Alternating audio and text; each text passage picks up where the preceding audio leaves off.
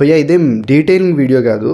It's just నిన్న Pushpa trailer release అయింది కదా, ఆ ట్రైలర్లోని కొన్ని పర్టికులర్ షార్ట్స్ గురించి మాట్లాడుకుందాం. కొన్ని షార్ట్స్ చాలా బ్యూటిఫుల్గా ఉన్నాయి అండ్ దాని వెనుక చాలా మీనింగ్స్ ఉన్నాయి. సో వాటి గురించి డిస్కస్ చేద్దాం. నిన్న పాట్నాలో ట్రైలర్ ఈవెంట్ జరిగింది కదా పుష్పది.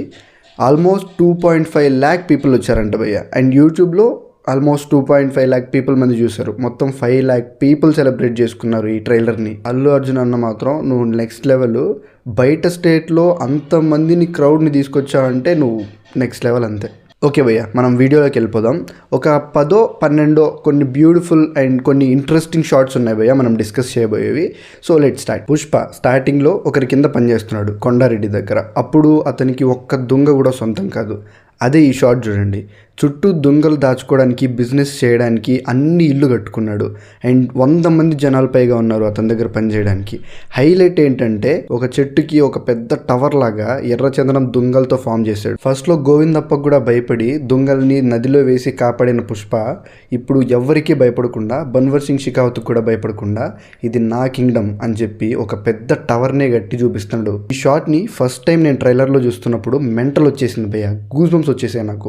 ఈ షార్ట్ చూడండి భయ్య, ఇందులో ఒక కట్ ఉంది, ఆ కట్టికి ఒక బ్రాండ్ ఉంది, ఆ బ్రాండే పుష్ప చెయ్యి. సో గ్రౌండ్కి కొడుతున్నారు, అక్కడున్న ప్లేస్ మొత్తం పుష్పదే అని. ఈ షాట్ చూడండి, స్టేషన్లోకి పుష్ప అతని మనుషులు నడిచొచ్చే షాట్. ఇందులో పెద్ద ఇంట్రెస్టింగ్ ఏముంది అనకండి. పుష్ప మామూలుగా బన్వర్ సింగ్ షెకావత్ దగ్గరికి డబ్బులు బ్యాగులతో రావాలి, బట్ అలా రాలేదు. పెళ్ళి అయిన తర్వాత మీరు చేతికి చూస్తే ఆ గోరింటాకు కూడా అలానే ఉంటుంది.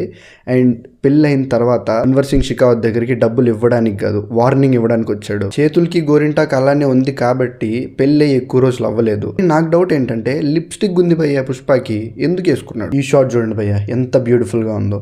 పుష్ప కూలోడ్ స్టేజ్ నుంచి ఒక పెద్ద ఎత్తుకి ఎదిగిపోయాడు. బయట అతన్ని టచ్ చేయడానికి కూడా ఎవరు లేరు.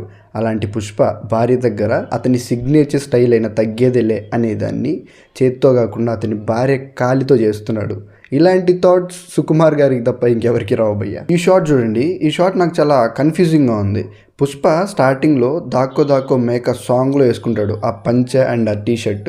అలాంటి పంచె టీషర్ట్ వేసుకొని పైన ఒక కోట్ వేసుకొని షిప్ యార్డ్ దగ్గరికి వెళ్ళాడు. ఎందుకు? మేబీ పుష్ప ఎదిగిన తర్వాత కూడా అక్కడికి ఆ బట్టలు వేసుకొని వెళ్ళుండాలి, లేదా కొండారెడ్డి దగ్గర జాయిన్ అయినప్పుడే ఈ పోర్టు దగ్గరికి వెళ్ళుండాలి. ఏమైందంటారు? ఈ షాట్ చూడండి భయ్య, బన్వర్ సింగ్ షెకావత్ది.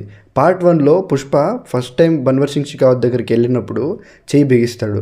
ఆ చేయిలోకి వెళ్ళాల్సిన బుల్లెట్ అక్కడే ఉండిపోతుంది. సో మళ్ళీ పుష్ప కాల్చుకుంటాడు. కానీ ఇక్కడ బన్వర్ సింగ్ షెకావత్ మళ్ళీ తన రివెంజ్ స్టార్ట్ చేసినప్పుడు అతని మనిషి చేయి కాలుస్తాడు. ఐ థింక్ పుష్ప మీద రివెంజ్ని ఇక్కడ ఈ సీన్ నుంచే స్టార్ట్ చేస్తాడు అనుకుంటాను భయ్య. ఈ షాట్ చూడండి, ఎవరో చనిపోయారు, అందరూ గ్యాదర్ అయ్యారు, అతన్ని కాలుస్తున్నారు. అది పక్కన పెట్టండి. కానీ అక్కడ చెక్కలకు బదులు ఎర్రచందనం దుంగల్ని వాడుతున్నారు. సో చాలా పెద్ద తలకాయ అయి ఉండాలి చనిపోయింది. పుష్ప వాళ్ళ అమ్మ చనిపోయిందా? అమ్మ చనిపోతే అంతమంది రారు. శ్రీవల్లి చనిపోయినా కూడా అంతమంది ఛాన్స్ లేదు. మేబీ కొండారెడ్డి ఫ్యామిలీలోనో లేకపోతే మంగళం సీను ఫ్యామిలీలో కూడా ఎవరు లేరు. ఎవరో సిండికేట్కి సంబంధించే చనిపోయి ఉండాలి, లేదా పుష్పనే తన డెత్ని ఫేక్ చేసి ఉండాలి. అలా చనిపోయినట్టు యాక్ట్ చేసి అక్కడికి విలన్స్ అందరూ వచ్చిన తర్వాత వాళ్ళని వేసేయాలి, లేదా ఫేక్ చేసి వేరే ప్లాన్ ఏదైనా వేసి ఉండాలి. మొత్తం ట్రైలర్లో ఈ షాట్ చూడండి, మిస్టీరియస్ షాట్. అసలు అతనికి అవమానం జరిగింది, చుట్టూ ఉన్న వాళ్ళందరూ నవ్వుతున్నారు, కానీ వాడు కూడా నవ్వుతున్నాడు. ఎందుకు? వాడికి అంత అవమానం చేశారంటే వాడు ఏదో చాలా పెద్ద మిస్టేక్ చేసి ఉండాలి. అండ్ అది కూడా ఆ జాతర సీక్వెన్స్లోనే జరిగింది. ఏమై ఉంటుందంటారు? జాతర సీక్వెన్స్లో అరగుండు గోకేసి అవమానం చేసిన వ్యక్తి ఈ మనిషి అనుకుంటాను భయ్య. వీడికి ట్రైలర్లో పెద్ద స్పేస్ ఏం లేదు, ఈ 2 షాట్స్లోనే కనపడతాడు. దొంగల్ని తీగలతో గాల్లో కట్టడం, పాల వ్యాన్లో కింద దొంగల్ని పైన పాలని వేసి పంపించడం, పెళ్ళి ట్రాక్టర్లో కింద దొంగల్ని పైన మనుషుల్ని వేసి పంపించడం, ఇలాంటి ఐడియాస్లోనే భూమిలో దొంగల్ని దాచి క్రేన్లతో బయటికి తీయడం అనే ఐడియా కూడా ఉంది.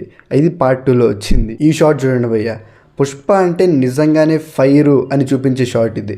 ఫస్ట్ పార్ట్లో పుష్ప మంగళం సీనుని ఫస్ట్ టైం కలుస్తున్నప్పుడు సిగరెట్ వెలిగించడానికి అగ్గిపుల్ల తీసుకొస్తాడు. ఆ అగ్గి చేతి దగ్గరకు వస్తున్నా కూడా చెయ్యి తీయడు, అంటే నేను ఎవ్వరికీ తగ్గను అని చెప్పి. అలాంటిదే ఈ షాట్ కూడా. భుజం మీద ఫైర్ అంటుకునింది, షర్ట్ కాలిపోతున్నా కూడా ఆ ఫైర్తో సిగరెట్ అంటించుకుంటున్నాడు. Pure goose bumps. అండ్ మొత్తం ట్రైలర్లో ఐకానిక్ షాట్ అయితే ఇదే భయ్య. దేవరాలో ఎలాగైతే హాఫ్ మూన్ని బ్లడ్తో ఫుల్ మూన్ చేస్తారో అండ్ అలాంటి ఐకానిక్ షాటే ఇది కూడా. ఈ షాట్ని మనం ట్రైలర్లో చూస్తేనే ఇంత హై ఉందంటే రేపు థియేటర్లో పుష్ప ఆ గంగమ్మ తల్లి వేషంలో ఫైట్ చేస్తున్నప్పుడు వస్తే ఆ బీజిఎంకి ఎలా ఉంటుందో మీరే ఆలోచించుకోండి. ట్రైలర్కి బెస్ట్ ఎండింగ్ ఇచ్చిన షాట్ భయ్య ఇదైతే. ఇక్కడ పుష్ప ఏమంటున్నాడో నాకు 10 సార్లు ట్రైలర్ చూసినా ఏం అర్థం కాలేదు భయ్య. రప్ప రప్ప అనేది ఒకటి, పుష్ప రప్ప అనేది అనిపిస్తుంది నాకు. బట్ సబ్టైటిల్స్లో చూస్తే నో మర్సీ అని కనపడుతుంది.